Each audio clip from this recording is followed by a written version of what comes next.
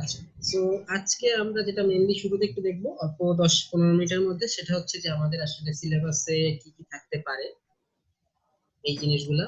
তারপরে আমরা হচ্ছে 15 মিনিট পরে হয়তো আমাদের পুরোপুরি পড়াশোনা শুরু করবো। ঠিক আছে?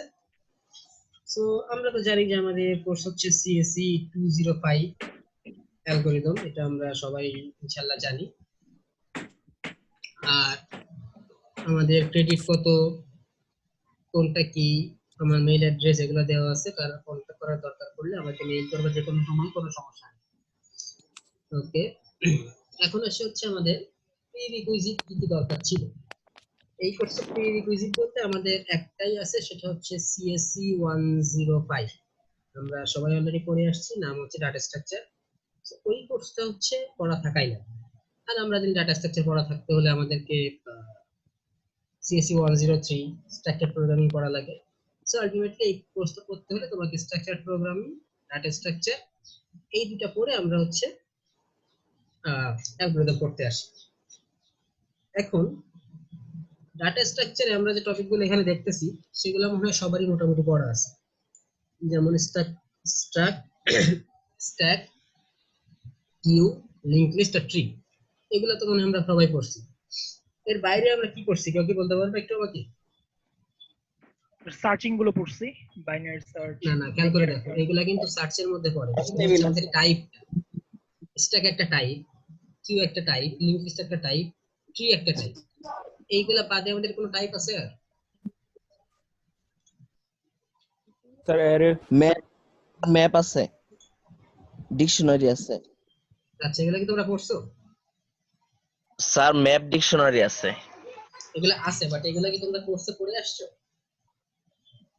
জি স্যার, হালকা হালকা পড়াইছিল। হালকা হালকা পড়াইছিল না? পরীক্ষায় আসছে নাকি? ডাটা স্ট্রাকচারে ইয়াতে এগুলা এত ডিপে পড়ায়নি, ইভেন এগুলা সম্পর্কে কতটা বেশি ডিটেইলস আলোচনা করাও হয়নি। কোনগুলা জাস্ট এই সম্পর্কে? স্ট্যাক কিউব, লিংক লিস্ট আর হচ্ছে মানে তোমরা বলতে সার্চ, চাচ্ছ যে এগুলো ম্যাপিং সম্পর্কে বলা হয়েছে, বাট আর ম্যাপ বা ডিকশনারি নিয়ে ডিসকাস করা হয় নাই, তাই তো? জি স্যার, স্যার এটা নিয়ে হালকা কোনো পড়াইছিল। ডিসকাস করা ওকে, হয়নি। সো দরকার নাই ম্যাপিং ডিকশনারি, আমাদের এখানে কোনো দরকার নাই। সো যদি পড়ে থাকো তোমাদের বোনাস, যদি না পড়ে থাকো কোনো সমস্যা নেই। ঠিক আছে? ওকে, তারপরে মনে হয় আমরা হালকা পাতলা কমপ্লেক্সিটি কাকে বলে অনেকে পড়ছি, যেমন নোটেশন গুলা কি কি, আমাদের টেস্ট কেস, কোর্স কেস, যে অ্যানালাইসিস গুলো আছে এগুলা, এটা পড়ছি। আমাদের দুই একটা সার্চিং করছি, আমরা বেশ কিছু সর্টিং করছি, কারণ হয়তো দুই একটা বাদ যেতে পারে, বাট কোনো সমস্যা নাই। আমরা হিপ প্রায়োরিটি কিউ থেকে একটা পড়ছি মনে হয়, বিএফএস ডিএফএস, তারপরে হচ্ছে মিনিমাম স্প্যানিং ট্রি পড়ছি, হাফম্যান কোডিং করছি, এই জিনিসগুলা পড়ছি। লাস্টেরটা কি আমরা পড়ছি না? না স্যার, না স্যার পড়ি নাই। এটা পড়ি নাই স্যার। আচ্ছা ঠিক আছে, পড়ছিলাম। আচ্ছা, দুই একজন হয়তো পড়ছো, রিকারশন তো আমরা ম্যাক্সিমাম পড়ছি। পড়া হয় না। হ্যাঁ, কয়েকজন পড়া হয়েছে, কয়েকজন করছিলাম একটু একটু আচ্ছা ঠিক ভুলে আছে। গেছি আর কি। কারোর যদি সমস্যা থাকে কোনো সমস্যা নেই, এগুলো তেমন ইম্পর্টেন্ট টপিক না, মোটামুটি আমাদের হচ্ছে প্রথম গুলাই বেশি দরকার। ওকে, তো এইটার পরে আসা হচ্ছে যে আমাদের অ্যাকচুয়াল সিলেবাসে কি থাকবে। আমি তোমাদের গ্যারান্টি দিতে পারবো না যে একদম 100% এগুলাই পড়ানো হবে, অথবা এর থেকে একটু বেশি পড়ানো হতে পারে, এর থেকে হয়তো একটু কম পড়ানো হতে পারে। সো সিলেবাস একটু ভ্যারি করে, বাট তোমাদের এখন যেই কয়টা সেকশন আছে, তোমাদের মনে সেকশন হচ্ছে 5টা, এ থেকে শুরু করে ই পর্যন্ত। সো তোমরা এইটুকু শিওর থাকবে যে তোমাদের যাই পড়ানো হোক না কেন, তোমাদের 5টা সেকশনে মোটামুটি সেম জিনিস পড়ানো হবে, সেম সিলেবাস হবে, সেম টাইপেরই কোশ্চেন হবে। সো ওইটা নিয়ে কোনো সমস্যা নেই। বাট হতে পারে যে এখান থেকে যে আমাদের অনেকগুলো সাবজেক্ট আছে, দুই একটা সাবজেক্ট হয়তো এখান থেকে বাদ যেতেও পারে, বিশেষ করে লাস্টের 3-4টা। সো আমরা কি জিনিসগুলো পড়বো সেটা দেখে হচ্ছে ডিভাইড এন্ড কনকোয়ার মেথড পড়বো। আমরা কি সবাই মার্জ সর্ট করছি?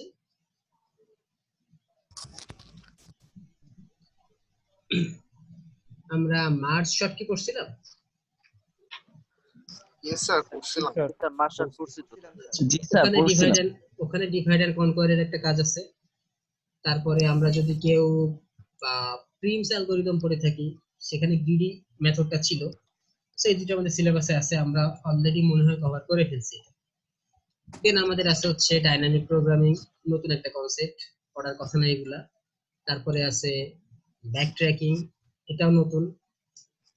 এই কিছু জিনিস এখানে আছে, আমি সবগুলোতে এখনই যাচ্ছি না। তারপরে তোমাদের এই যে branch and bound, normal traversal, topological sorting, এরকম কিছু জিনিসপত্র আছে। তো আমরা আস্তে আস্তে পড়তে পড়তে যাব। একদম শেষে আমাদের আছে হচ্ছে এনপি কমপ্লিট, এনপি হার্ড, এই প্রবলেমগুলা।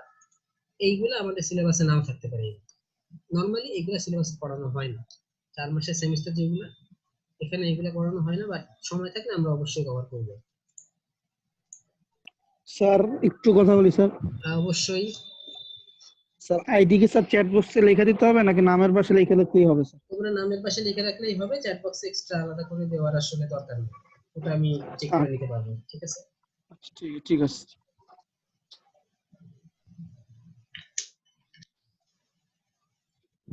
ওকে। আর এখানে কিছু বইয়ের নাম বলা আছে। তার প্রথমটা হচ্ছে আমাদের মেইন যে বইটা, ইন্ট্রোডাকশন টু অ্যালগরিদম, কোরম্যানের বই। আর তোমরা যদি গুগল ক্লাসরুমে খেয়াল করো, আমি অলরেডি বইটা দিয়ে দিচ্ছি। আমরা মেইনলি যেভাবে আগাবো সেটা হচ্ছে যে আমরা স্লাইড দেখে পড়বো। আমাদের খুব বেশি বইয়ের হেল্প লাগার কথা না, তারপরেও আমরা যদি কোনো টপিক ফিক্সড এরকম থাকে যেটা বইয়ের হেল্প লাগবে, সেটা আমরা বই দেখে পড়ে নিই। ক্লাসরুমে দেওয়া আছে, সবাই ডাউনলোড করে রেখে দিই, পরে আমাদের দরকার পড়লে সুবিধা হয়।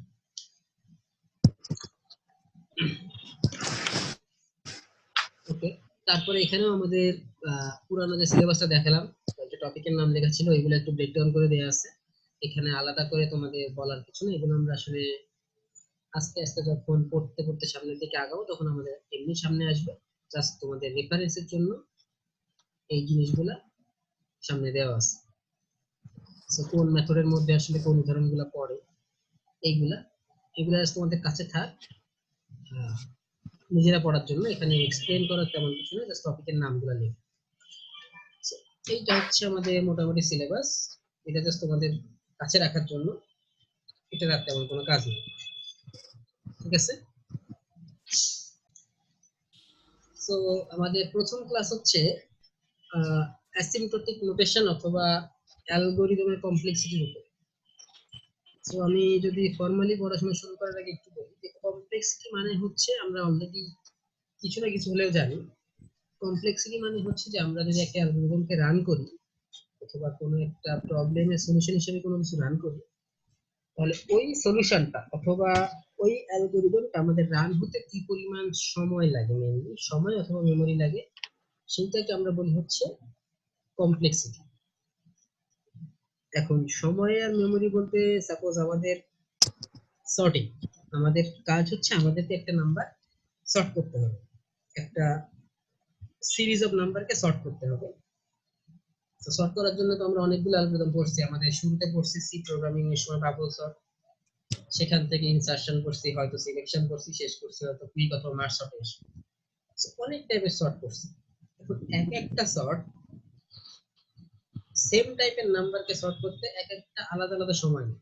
যেমন আমরা যদি বাবল সর্টের কথা বলি, তো আমাদের কাছে যদি 100টা নাম্বার থাকে, সো বাবল সর্ট অ্যারাউন্ড আমাদের 10,000 সময় নেবে।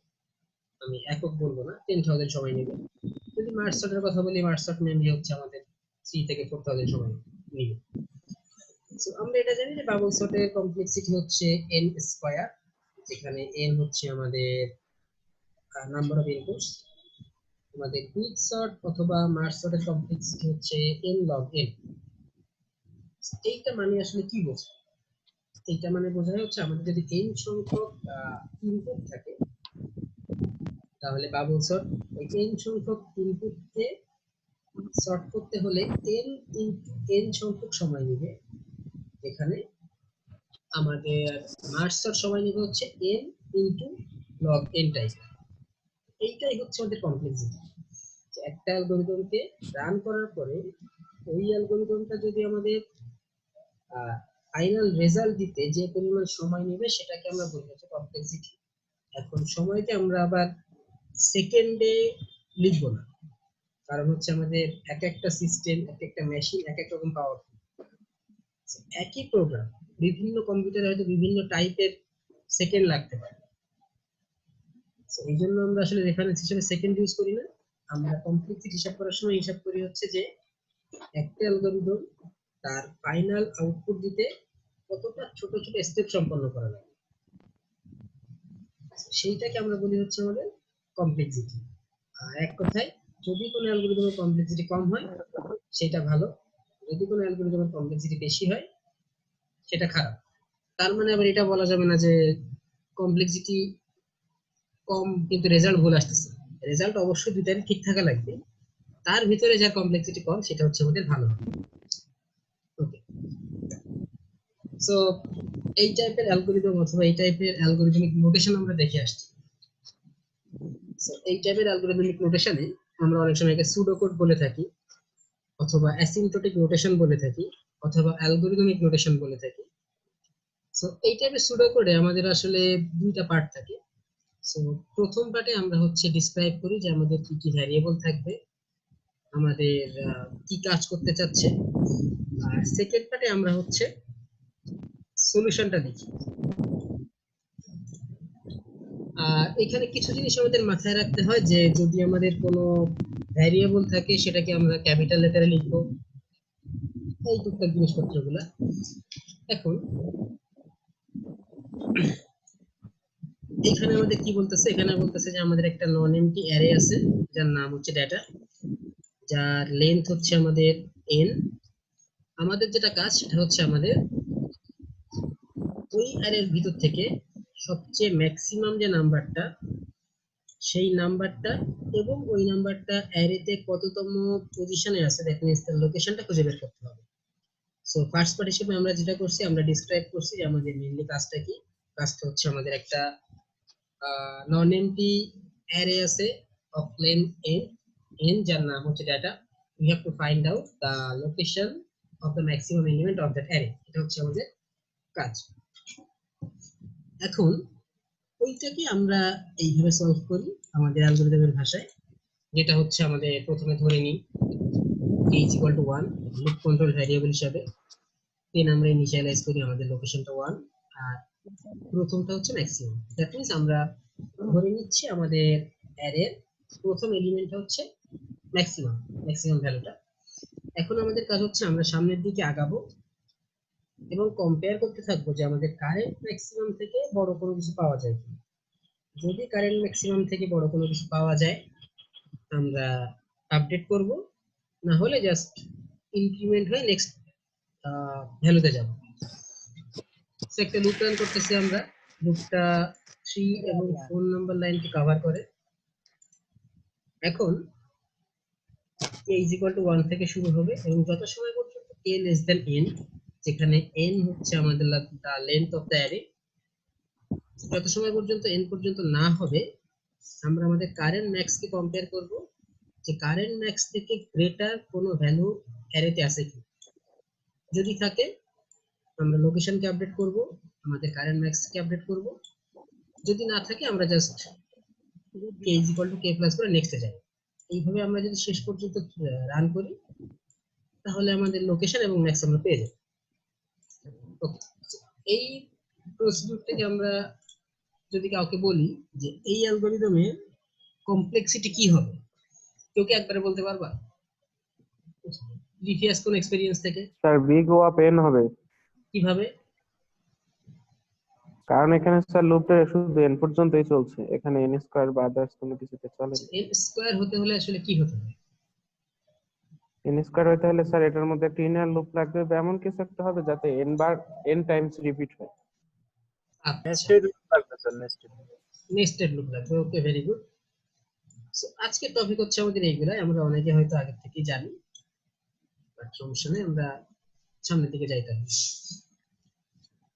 ওকে, সো আমাদের যদি এখান থেকে কমপ্লেক্সিটিটা বের করতে হয়, সো আমাদের কমপ্লেক্সিটি আসলে আছে হচ্ছে দুই টাইপের। একটাকে আমরা বলি হচ্ছে মেমরি কমপ্লেক্সিটি অথবা স্পেস কমপ্লেক্সিটি, একটাকে বলি হচ্ছে time complexity. So memory complexity হচ্ছে আমাদের এই প্রোগ্রামটা রান করতে হলে অথবা এই অ্যালগরিদমটা রান করতে হলে আমাদের এক্সট্রা কতটা মেমরি দরকার, ইনপুটের পরে এক্সট্রা এক্সট্রা মেমরি কতটা বলতে মেমরি। স্যার, মেমরি তো স্যার আচ্ছা, এক্সট্রা মেমরি বলতে মনে করো হচ্ছে যে তুমি একটা বাবল সেট করতেছো, ঠিক আছে? তোমাকে একটা অ্যারে দেওয়া আছে, ওই বাবল সেট করার জন্য আমরা হয়তো দুটো ভ্যারিয়েবল ডিক্লেয়ার করছি আলাদাভাবে, যেটা আমাদের সর্টিং কিংবা ওইসব কাজে লাগবে। তো ওই যে দুইটা আমি এক্সট্রা ভ্যারিয়েবল ডিক্লেয়ার করলাম, তার জন্য তো আমার হয়তো 4 8 বাইট জায়গা লাগবে। তো ওই 8 বাইট হচ্ছে তোমার ওই সর্টটার জন্য মেমরি কমপ্লেক্সিটি অথবা স্পেস কমপ্লেক্সিটি। তোমার এক্সট্রা আচ্ছা দুইটা ভ্যারিয়েবল লাগতেছে তোমার কাজটা করার জন্য। তারপরে যদি আমি মনে করো হচ্ছে কাউন্টিং সর্ট রান করি, সেক্ষেত্রে আমার যদি 100টা নাম্বার থাকে, আমার এক্সট্রা আরেকটা অ্যারে ডিক্লেয়ার করা লাগে যার লেন্থ হচ্ছে 100, তাহলে কাউন্টিং সর্টের মেমরি কমপ্লেক্সিটি হচ্ছে n। ঠিক আছে, বিগ অফ n, কারণ ইনপুটের সময় আউটপুটে আমাদের এক্সট্রা একটা মেমরি লাগতেছে। সো এগুলো মেমরি কমপ্লেক্সিটি। বাট যেহেতু এখন মেমরি নিয়ে এতটা মানে চিন্তা নাই, কারণ আমাদের প্রচুর মেমরি থাকে, আমাদের র্যামে আছে, আমাদের হার্ড ড্রাইভ আছে আমাদের, সো মেমরি নিয়ে আমাদের কোনো চিন্তা থাকে না। আমাদের এখন মেইন কনসার্ন হচ্ছে যে আমাদের টাইম কমপ্লেক্সিটিটা। yes. সো আর এই টাইম কমপ্লেক্সিটিটা আসলে আমরা সবসময় বলে থাকি যে বিগ অফ n। n এর হিসাবে আমরা আসলে কেন বলি? কেউ কি বলতে পারবা যে n টা আসলে কি, এবং সবসময় n এর ফাংশন কেন আমাদের বলা হয়?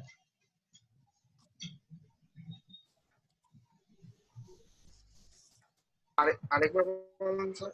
আচ্ছা, কোশ্চেনটা হচ্ছে আমি যখন তোমাদেরকে প্রিভিয়াস স্লাইডে কোশ্চেন করলাম যে এই অ্যালগরিদমটা টাইম কমপ্লেক্সিটি কত, কোন একজন আমাকে উত্তর দিলে যে বিগ অফ n। আমার কোশ্চেনটা হচ্ছে n কোথা থেকে আসছে, n টা আসলে কি, অথবা আমরা n এর হিসাবে কেন বলি?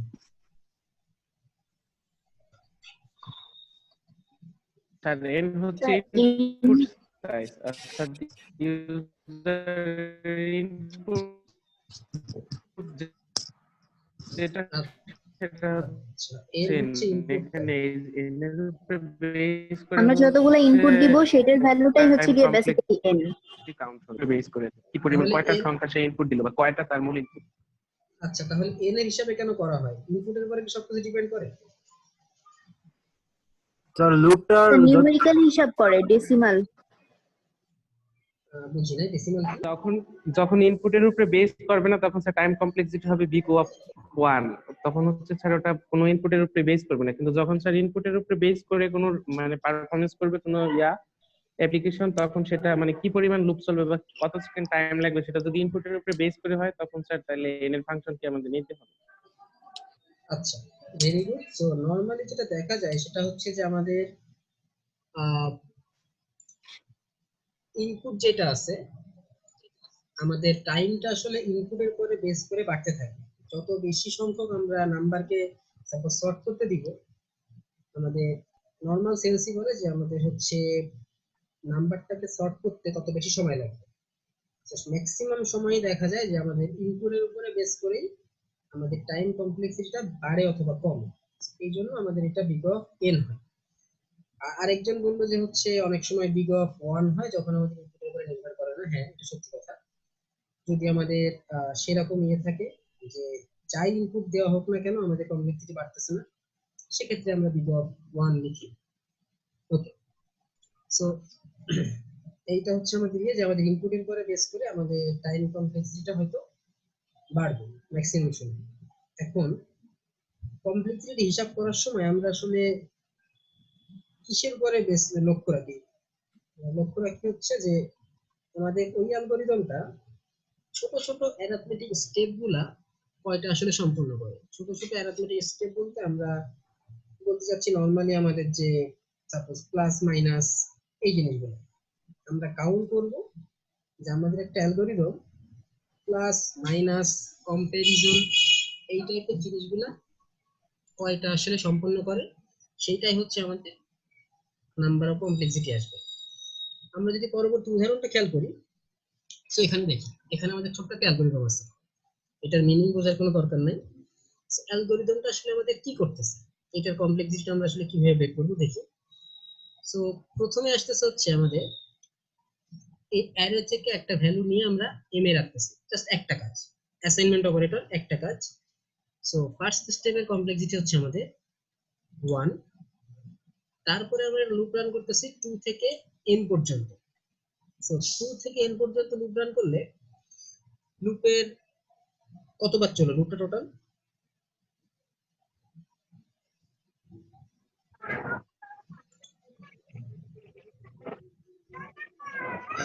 যদি আমরা একটা লুপ রান করি 2 থেকে n n minus পর্যন্ত 1 times n-1, আচ্ছা মনে করো তুমি একটা লুপ রান করতেছ হচ্ছে i is equal to 1, i less than is equal to 5, i plus plus। এই লুপটা কতবার চলবে, মানে এই লুপটা যখন শেষ হবে তখন i এর ভ্যালু কত থাকবে? আমি আরেকবার বলতেছি, i is equal to 1, i less than is equal 6 to থাকবে 5, স্যার। i plus plus। কতবার কত থাকবে? 6 স্যার 6 থাকবে, কারণ লুপ হচ্ছে শেষবারও কিন্তু চলে। যখন দেখে আমাদের লুপের টোটাল যে কাজটা, সে ইনক্রিমেন্ট হয়, দেন সে কন্ডিশন চেক করে, কন্ডিশন চেক করে যখন দেখে যে হচ্ছে তার কন্ডিশন ফলস, তখন সে থামে। বাট সে কিন্তু পুরো কাজটা করলো, ইনক্রিমেন্ট হলো, কন্ডিশন চেক করলো, এটা কিন্তু তার কাজ। সো এইখানে আমরা দেখতেছি যে আমাদের লুপটা চলতেছে 2 থেকে শুরু করে n পর্যন্ত। সো আমাদের হিসাবে হচ্ছে একবার কম চলার কথা, কিন্তু এই যে লাস্ট বার চেক করার ক্ষেত্রে আমাদের চলবে হচ্ছে n বার, একবার বেশি চলবে শুধুমাত্র এই লাইনটা। কিন্তু আমাদের লুপের ভিতরে যে আছে সেখানে কিন্তু সে লাস্ট বার যাবে না, সো সে চলবে একবার কম। সো আমরা এইটা চলতেছে হচ্ছে একবার, এইটা চলতেছে হচ্ছে n সংখ্যক বার, লাস্টের বার লুপের ভিতরে যাচ্ছে না। সো এইটা চলতেছে হচ্ছে n-1 সংখ্যক বার, যেটা আমরা লিখতেছি ইফ কন্ডিশনটা চলবে n-1 সংখ্যক বার। আর আমরা যদি ওয়ার্স্ট কেস চিন্তা করি তাহলে প্রতিবারই ইফ কন্ডিশনটা ট্রু হবে এবং প্রতিবারই আমাদের ভিতরে যাবে।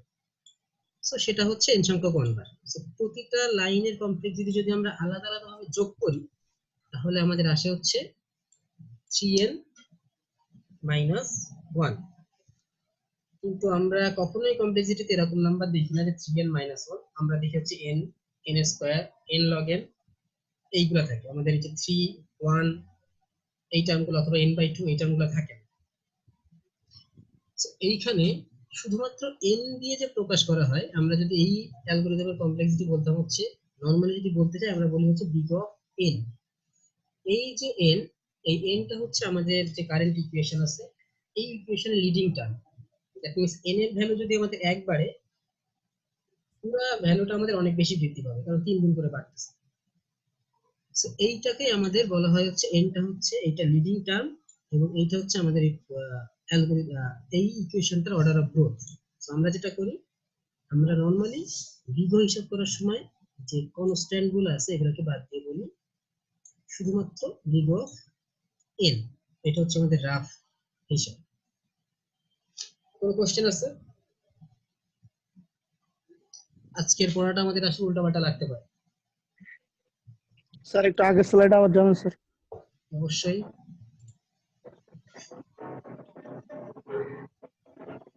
বলো কোনো সমস্যা থাকলে।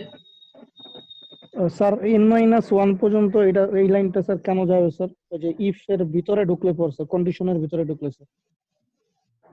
আচ্ছা, আমি তাহলে পুরানো উদাহরণ আবার ফেরত যাই, ঠিক আছে?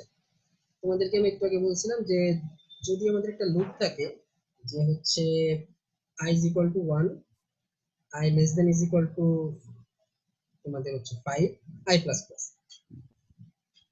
এখন ভিতরে যদি আমরা এই লুপটার ভিতরে যদি আমরা প্রিন্ট করি printf i, তাহলে আইটা কত থেকে কত পর্যন্ত প্রিন্ট করবে?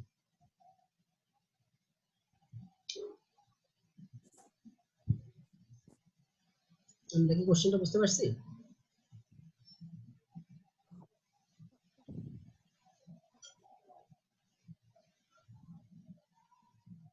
হ্যালো, স্যার শুনতে পাচ্ছি, কোশ্চেনও বুঝতে পারছি, প্রবলেম নেই। কোশ্চেন যে করছিল সে কোথায়? স্যার আসি স্যার। আচ্ছা, তাহলে বলো যে কত প্রিন্ট করবে এটা ভিতরে? কোশ্চেনটা আরেকবার করবেন স্যার। কোশ্চেনটা হচ্ছে যে আমাদের কাছে একটা লুপ আছে, লুপটা হচ্ছে i is equal to 0, i less than is equal to 5, i plus plus। লুপের ভিতরে হচ্ছে printf i। তাহলে এখন কোশ্চেন হচ্ছে যে লুপের ভিতরে আইটা প্রিন্ট করবে কত পর্যন্ত, আর সেম ভাবে আমরা যদি লুপের বাইরে i প্রিন্ট করি তাহলে সেটা কি প্রিন্ট করবে? লুপের বাইরে 0 হবে। বাইরে কত হবে, ভিতরে কত হবে? আর লুপের ভিতরে 5 পর্যন্ত আর লুপের বাইরে লুপটা আরেকবার বলেন। আমি স্যার, বুঝি না, একবার বলবা? তুমি কথা স্যার বুঝতে পারছি লুপের ভিতরে স্যার লুপটা আরেকবার বলেন স্যার। আচ্ছা ঠিক আছে, লুপটা হচ্ছে i is equal to 5, i is equal to 1, i less than is equal to 5, i plus plus.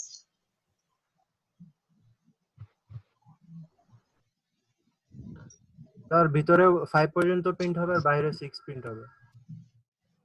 So, এই জন্যই হচ্ছে আমাদের ভিতরে বাইরের লুপের জন্য হচ্ছে n আর ভিতরে হচ্ছে n minus 1, কারণ লাস্ট বার যখন আমাদের কন্ডিশনটা ফলস হয় আমরা ভিতরে আর যাই না, বাট বাইরে একবার চেক করে যে কন্ডিশনটা ফলস কিনা।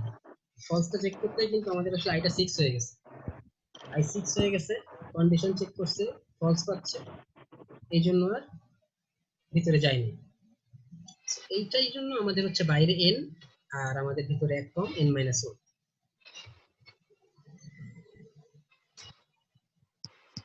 আমরা কি বুঝতে পারছি নাকি আরো কিছু দরকার আছে? জি স্যার, বুঝতে পারছি স্যার বুঝতে পারছি বুঝতে পারছি sir. Okay, thank you. So আর কোনো কোশ্চেন কি আছে? না স্যার। আচ্ছা,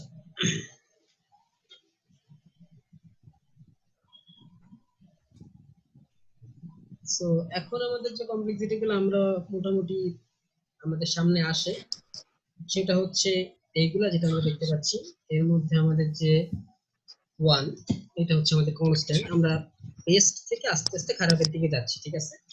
সো আমাদের 1 যেটা এটা হচ্ছে কনস্ট্যান্ট, মানে তোমাদের কমপ্লেক্সিটি অথবা তোমাদের ইনপুটের সংখ্যা যাই আসুক না কেন অলওয়েজ একবারে রেজাল্ট দিবে, সেইটা। আচ্ছা, এইটার একটা উদাহরণ দিতে পারবা কেউ? কনস্ট্যান্ট রানিং টাইমের একটা উদাহরণ দিতে পারবা?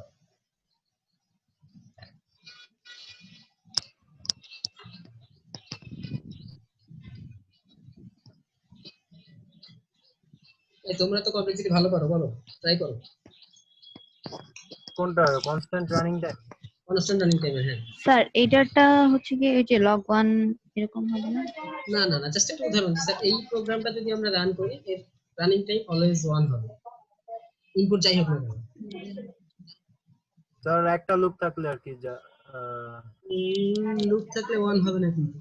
স্যার এখানে কোনো লুপ টুপ থাকবে না। স্যার একটা নরমাল কোড থাকবে, মানে loop সেই থাকলেও কোডটা তো- হচ্ছে গিয়ে স্বাভাবিক এটা ঠিক একটা থাকবে, ট্রু ফলস আসবে, মানে স্বাভাবিক একটা প্রিন্ট আসবে, তাহলে হচ্ছে গিয়ে এটা 1 হবে। মানে আমাদের নরমালি যেরকম আমরা লুপ ইউজ করতাম সেখানে মানে ইনপুটের উপর ডিপেন্ড করতো, ওরকমটা হবে না আর কি। আচ্ছা, মনে করো আমি তোমাদেরকে একটা টাস্ক বললাম, যদিও কোনো কাজের না, টাস্কটা হচ্ছে যে print the 10th element of an array, ঠিক আছে? একটা অ্যারেতে দশম ইনডেক্সে যে জিনিসটা আছে আমাকে প্রিন্ট করতে হবে। যদি আমি এটা তোমাদেরকে দেই, এইটা সলিউশন যেটা আসবে সেটা হচ্ছে রানিং টাইম 1।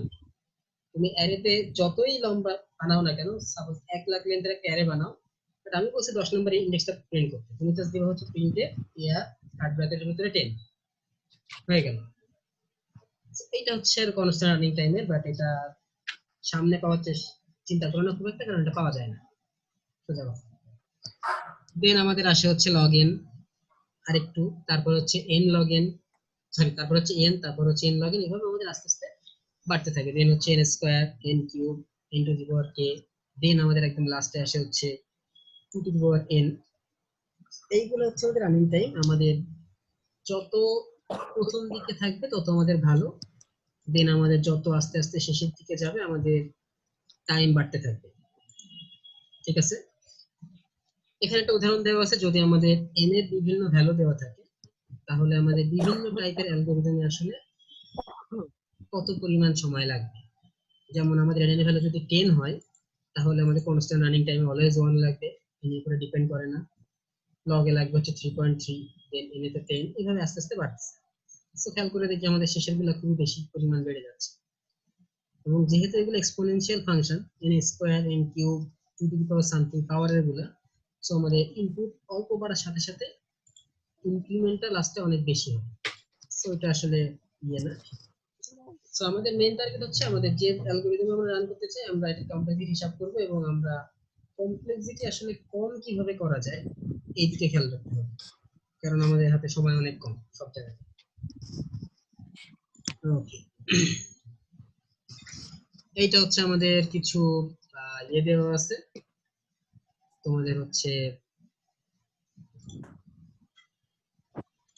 গ্রাফ দেওয়া আছে যে কিভাবে আমাদের অ্যালগরিদমের ইনপুট বাড়ার সাথে সাথে আমাদের কমপ্লেক্সিটিটা বাড়তে থাকে। সো জাস্ট এটা বোঝার সুবিধার জন্য আমাদের এখানে কিছু গ্রাফ আছে, আমরা দেখি যে আমাদের আস্তে আস্তে কমপ্লেক্সিটিটা অ্যালগরিদমের ইনপুটের সাথে সাথে কোন ইকুয়েশনটা কি পরিমাণ বাড়তেছে।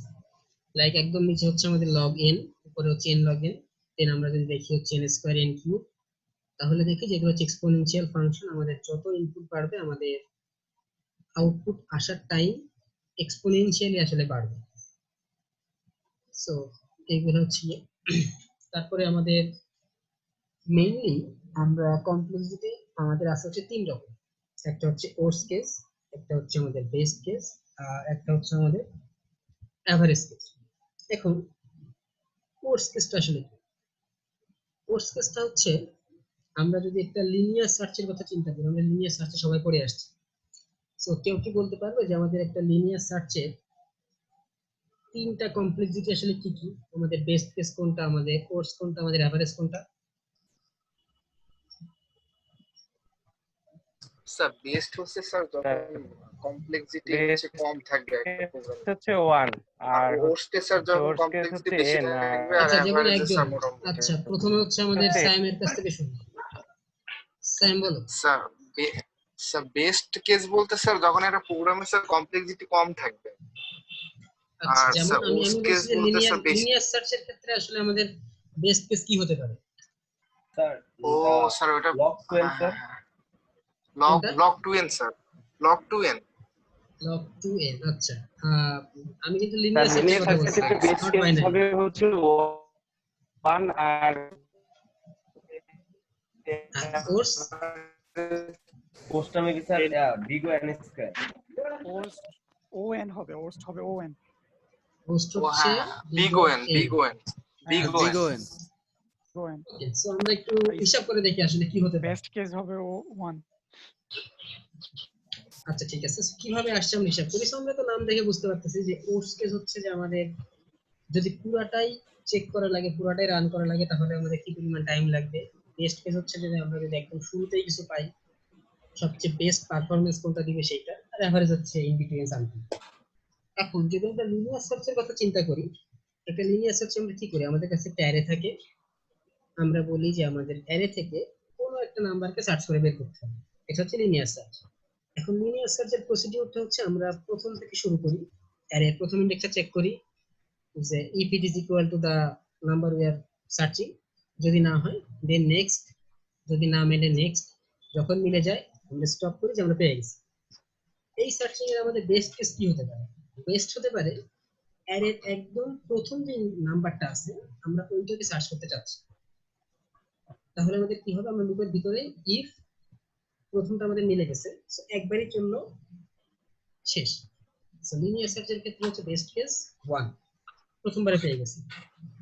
ওয়ার্স্ট কেসটা কি হবে, একেবারে লাস্টেরটাই পেয়ে গেছি অথবা টোটালি পাই না। দুইটা ক্ষেত্রে আমরা কি করব, আমরা পুরো n সংখ্যক নাম্বারকে কম্পেয়ার করব, প্রথমটা দেন সেকেন্ডটা থার্ড ফোর্থ এভাবে করে n সংখ্যক নাম্বারকে কম্পেয়ার করব। সো আমাদের লিনিয়ার সার্চের ওয়ার্স্ট কেস হচ্ছে big of n, বেস্ট হচ্ছে 1, ওয়ার্স্ট হচ্ছে n, এভারেজটা কি আসে? স্যার এভারেজ তো তাহলে মনে হয় এনই হবে। বিগ অফ এনই হবে। তাহলে n/2 যদি আমাদের, না স্যার এন হওয়ার কথা তো তাহলে। আচ্ছা তোমরা বিগও বলতেছো, আমি জাস্ট অ্যাকচুয়াল কমপ্লেক্সিটি কথা বলছি, আমাদের কতবার রান করা লাগবে।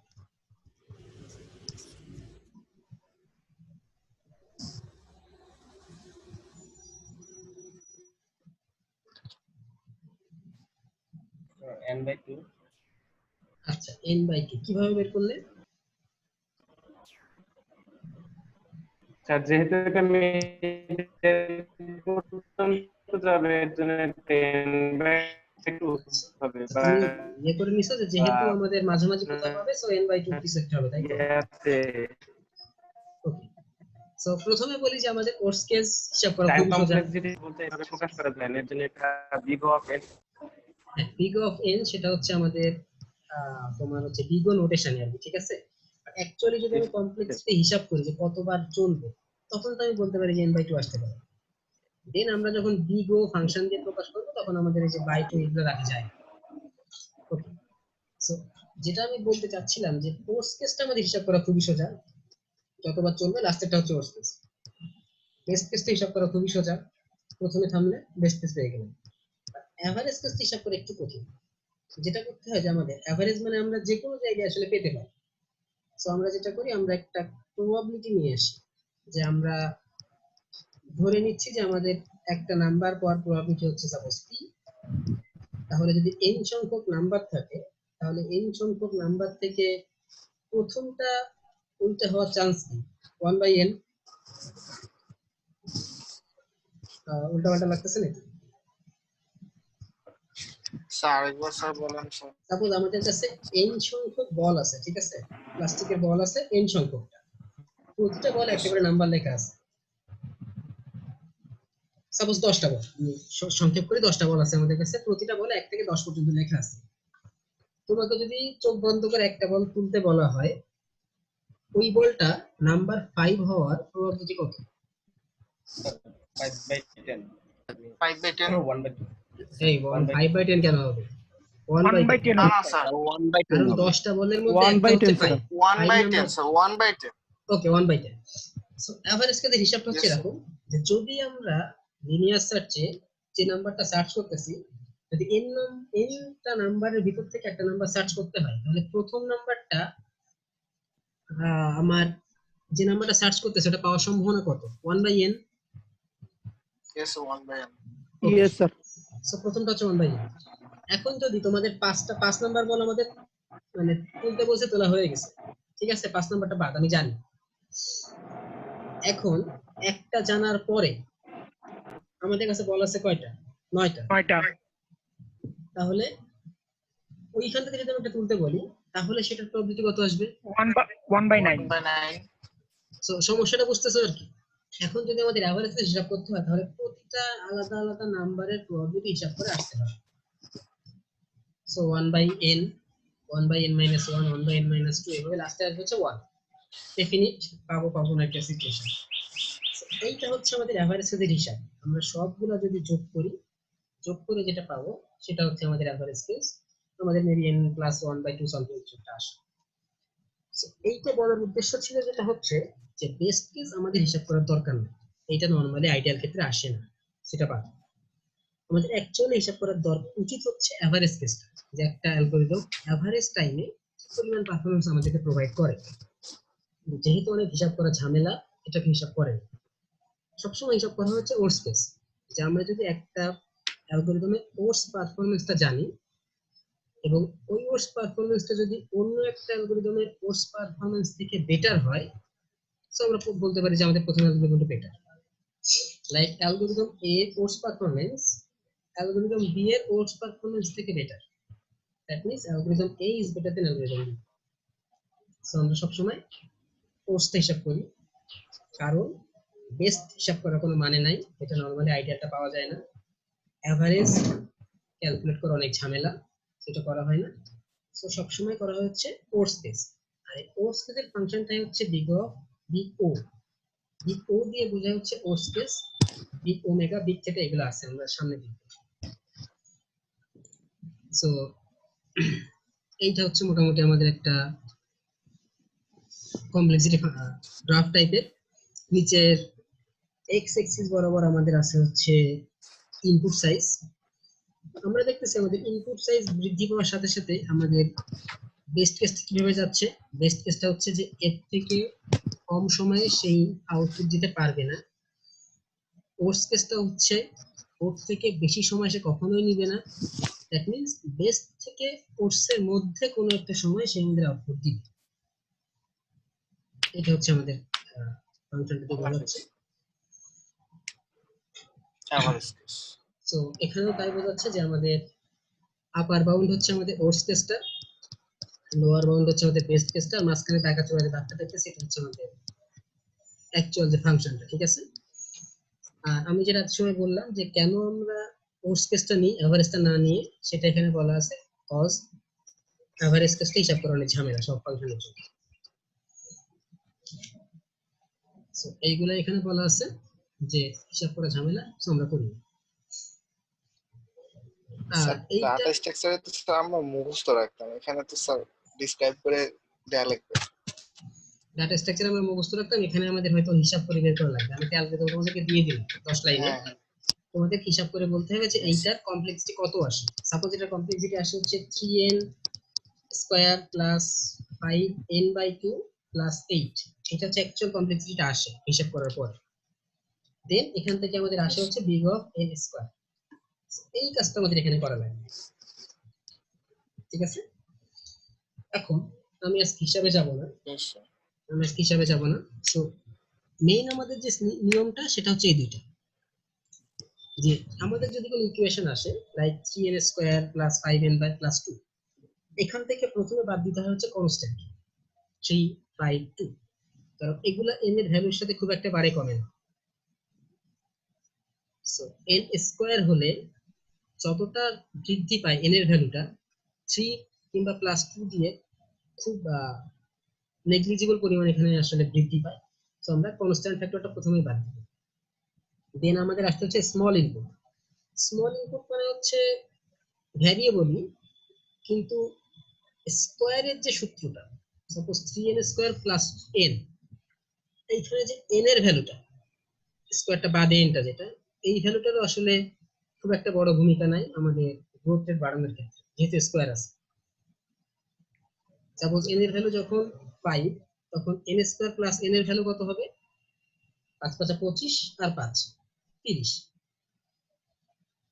যখন আমাদের n এর ভ্যালু 10, তখন n স্কয়ার 25 থেকে হয়ে যাচ্ছে 100, n এর ভ্যালু হচ্ছে 5 থেকে 10, 5 বাড়তেছে, ওখানে বাড়তেছে 75। সো আমরা নরমালি যে ছোট ছোট যে টার্মগুলো n স্কয়ার থাকলে আমরা নরমাল n কে, কিংবা n কিউব থাকলে দরকার পড়লে স্কয়ার কে আমরা বাদ দিই। এইগুলা বাদ দিয়ে আমরা তিনটা ফাংশনে টোটালি কনভার্ট করতে পারি। একটা হচ্ছে বিগ ও প্রথমটা, আরেকটা হচ্ছে বিগ থিটা, আরেকটা হচ্ছে বিগ ওমেগা। তিনটা ফাংশন আমাদের কাছে অ্যাকচুয়ালি আছে। এর মধ্যে বিগ ওটাকে বলা হয় হচ্ছে অ্যাসিম্পটোটিক আপার বাউন্ড, যদি নামটা অন্যরকম লাগে এটা হচ্ছে ওর্স কেস। বিগ ও ফাংশন হচ্ছে ওর্স কেস ফাংশন, এটা দিয়ে ওর্স কেস বোঝানো হয়। বিগ থিটাকে বলা হয় হচ্ছে asymptotic tight bound. Tight bound মানে হচ্ছে এভারেজ। সো বিগ থিটা হচ্ছে এভারেজ কেস, আর বিগ ওমেগা এইটা হচ্ছে আমাদের লোয়ার বাউন্ড, দ্যাট মিন্স হচ্ছে lower case. So big O upper case, that means worse case, big theta হচ্ছে এভারেজ কেস, আর বিগ ওমেগা হচ্ছে আমাদের লোয়ার কেস। আর এইখান থেকে আমাদের এই দুটার কাজ আপাতত শেষ। আমরা যা জানলাম কোনটা কি, এখন থেকে আমরা হিসাব করব হচ্ছে বিগ ও, দ্যাট মিন্স ওর্স কেসটা। সো আমাদের নেক্সট দিন থেকে আমরা ক্যালকুলেট করা শুরু করব। একটু উল্টাপাল্টা আছে নেক্সট দিন থেকে, ভয় করার কারণ নাই, আগে থেকে বলে রাখি, জিনিসটা একটু কনফিউজিং লাগতে পারে। আচ্ছা, সো আমাদের আজকের পড়াশোনা হচ্ছে এই পর্যন্ত ছিল। এখন এখানে কোনো কোশ্চেন আছে কিনা বলো, আমরা সেখানে সলভ করার ট্রাই করি। স্যার কমপ্লেক্সিটি বের করাটা স্যার আমরা ডাটা স্ট্রাকচারে শিখিনি, এই জন্য স্যার মানে আমি পারি না স্যার। ডাটা স্ট্রাকচার শেখো না? মানে স্যার আমি শিখিনি স্যার, আর কি আমাদের সেকশনে আচ্ছা, শেখানো হয়। ডাটা স্ট্রাকচারে কোন সেকশনে কি আমাদেরকেও কমপ্লেক্সিটি বের করা বলছিল। শেখানো হয়েছে? না স্যার, আমাদেরকে বলা হয়েছিল মুখস্থ না করে স্যার, রাখতে, আমরা তো সেটা আচ্ছা মুখস্থ ঠিক করে আছে, রাখছিলাম। আমি নিজেও সেটা বলে আসছি, ভালোভাবে শিখো। কারণ তোমরা আসলে শিখো নাই, এটা আমি ধরে নিয়েই পড়াচ্ছি। ঠিক আছে, আমরা কিন্তু এখন অ্যালগরিদমের কমপ্লেক্সিটি হিসাব করা শুরু করিনি। আমি জাস্ট এমনি জিজ্ঞাসা করছিলাম কেউ নিজে থেকে জানো কিনা। নেক্সট দিন আমাদের যে পড়া আছে, এইখান থেকে আমরা আসলে অ্যালগরিদমের কমপ্লেক্সিটিটা বের করে কিভাবে এটা দেখব, এখন আমরা এটা দেখি না। আমরা জাস্ট আজকে দেখছি কমপ্লেক্সিটি কি, কাকে বলে, মানে কি কি আছে আর কি, এগুলা কিভাবে ক্যালকুলেট করে আমরা দেখব হচ্ছে নেক্সট ক্লাস থেকে। স্যার এখন একটু আগের স্লাইডটাতে যাবেন, মানে একটা অবশ্যই। কোশ্চেন ছিল। এখানে হ্যাঁ স্যার। স্যার এখানে আমরা যেখানে অ্যাসিম্পটিক বলতেছি হ্যাঁ, আপার বাউন্ড, এখানে হচ্ছে স্যার আপার বাউন্ডটা কেন বলতেছি? এটা কি তো ওর্স কেস, তো আমরা এখানে ওর্স কেস বললেই পারতাম, আমরা এখানে আপার বাউন্ড বা টাইট বাউন্ড বা লোয়ার বাউন্ড এভাবে বলতেছি কেন? আচ্ছা ঠিক আছে, গুড কোশ্চেন। সো আমরা একটু বোঝার চেষ্টা করি, ঠিক আছে? আমি বলতেছি।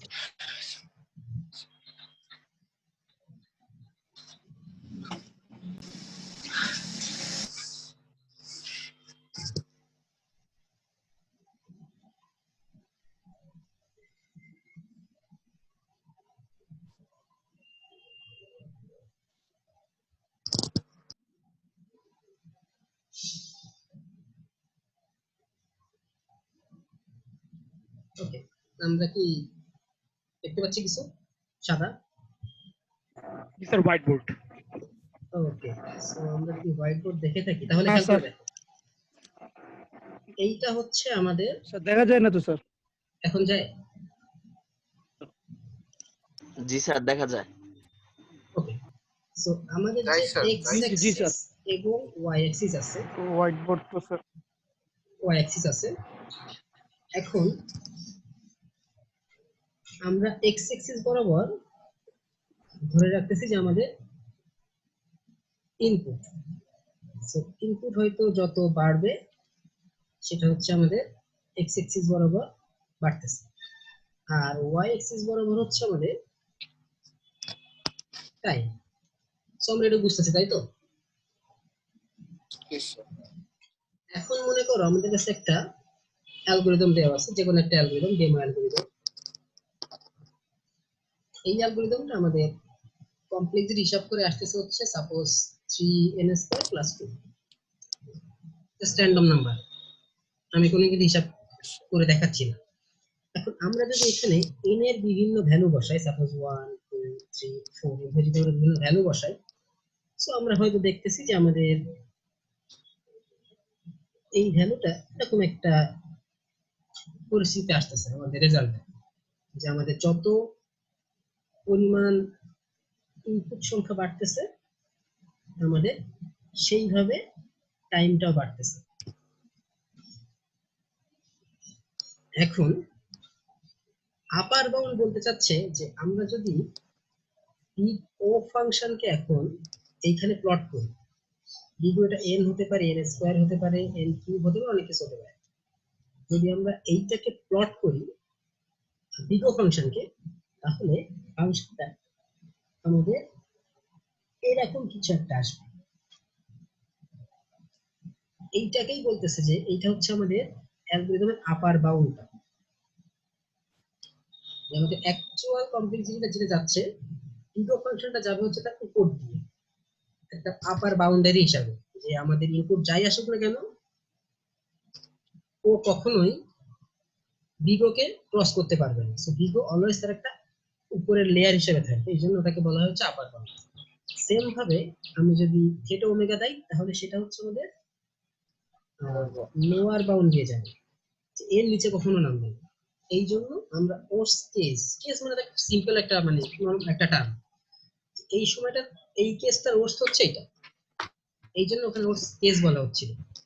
আর এইটা বলা হচ্ছে আপার বাউন্ড, কজ হচ্ছে একটা বাউন্ডারি টাইপের আসে, ওই বাউন্ডারির উপরে আমরা কমপ্লেক্সিটিটা নিয়ে যেতে পারবো না, এই জন্য এটাকে বলা হচ্ছে বিগ ও। আমরা কি আনসার পাচ্ছি মোটামুটি? জি স্যার, বুঝতে পারতেছি। ওকে, আর কোনো কোশ্চেন? না স্যার, বুঝতে পারছি। আর কারো কোনো কোশ্চেন আছে? না স্যার।